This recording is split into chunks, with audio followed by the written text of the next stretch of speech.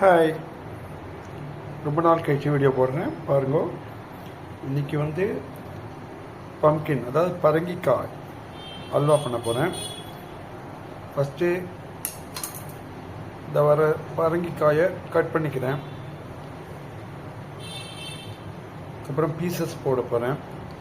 Pieces போட்டதுக்கப்புறம் அதை வேக வைக்க போகிறேன்.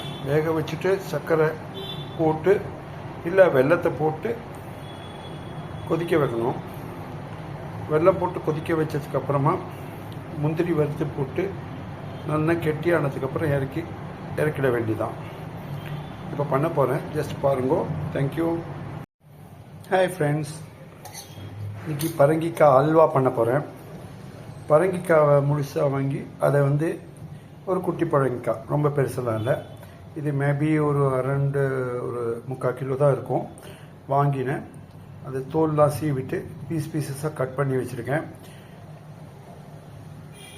முதல்ல அடுப்பில் நெய்யை குத்தி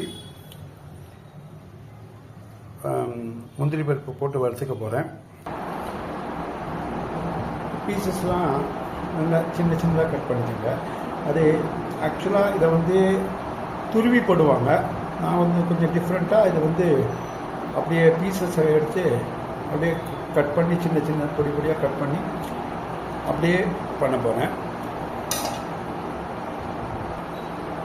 ஆக்சுவலாக நான் இதை கைத்தியால் கட் பண்ணுறேங்க. அது எனக்கு பழக்கப்பட்டதுனால நான் கட் பண்ணுறேன். தயவு செஞ்சு இந்த ரிஸ்க் எல்லாம் எடுக்காதீங்க, ஜாக்கிரதையாக பண்ணுங்க. அருவாமனை அந்த மாதிரி பண்ணிக்கோங்க.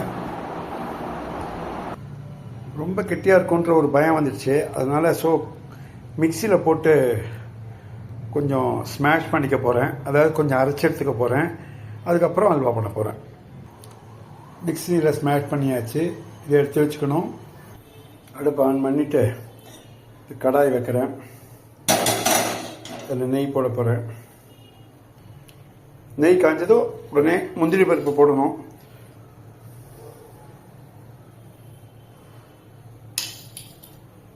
நெய் காய்ஞ்சிட்டு முந்திரி பருப்பு,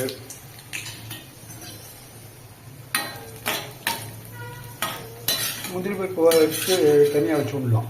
என்ன அது தனியாக எடுத்து வச்சுக்கிட்டா ரொம்ப நல்லாயிருக்கும். அதனால்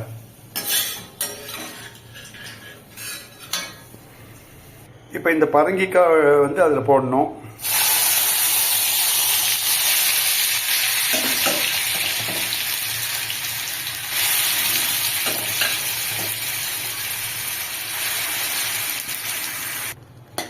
அடி பிடிக்காமல் கலரி விட்டுக்கோங்க. அதுக்கப்புறம் கொஞ்சம் நேரம் கழிச்சு அது கூட இந்த வெல்லத்தை போடணும். இப்போ வெல்லம் போட்டாச்சு, திருப்பி கலரணும். அது கெட்டியார மட்டும் கலருங்க. இதில் பச்சை வாசனை வருது இல்லையா, அந்த பச்சை வாசனை போகிற மட்டும் நல்லா கலருங்க. அப்புறம் கெட்டியாக வரும். வந்த பிறகு இறக்கலாம். முந்திரியை போட்டு இறக்கணும். முந்திரி போட்டு கொஞ்சம் நெய்யை குத்திட்டு இறக்கலாம். நான் வெல்லம் போட்டிருக்கேன். நீங்கள் சர்க்கரை போட்டு கூட பண்ணலாம், வெள்ளை சர்க்கரை போட்டு கூட. எப்படின்னா இது எந்த அளவோ அதில் அரை போட்டால் போதும். ஏன்னா பரங்கிக்காய் ஏற்கனவே ஸ்வீட்டு, அது கூட இதையும் ஜாஸ்தியாக போட்டால் ரொம்ப தித்தி போயிடும். அதனால் கொஞ்சம் பாதி போட்டுனா போதும், இல்லை 3/4 போட்டுனா போதும். ஸ்டவ் பொறுத்த வரைக்கும் ஸ்லிம்மிலேயே வச்சுக்கோங்க, ஏன்னா அடி பிடிச்சிரும். அதனால் ஸ்லிம்மில் வச்சுன்னு கலர்னிங்கன்னா அடி பிடிக்காமல் வரும். அதே மாதிரி இந்த பபுள்ஸ் வருதுல்ல, பக்கத்தில் இருக்காதிங்க, பக்கத்தில் கொஞ்சம் தள்ளி வச்சுக்கோங்க, ஏன்னா மேலே தெரிக்கும். அதையும் ஜாக்கிரதையாக பார்த்துக்கோங்க. ஓரளவுக்கு பதம் வந்தவுடனே இந்த முந்திரியை போட்டுக்கோங்க. நான் முந்திரி போட்டேன். நீங்கள் பாதாம் கூட வறுத்து போடலாம். அப்புறம் திராட்சை, காஞ்ச திராட்சை, அது கூட வறுத்து போடலாம். நல்லா தான் இருக்கும். ட்ரை பண்ணுங்கள். ஓரளவுக்கு நல்லா வந்துடுச்சிங்க.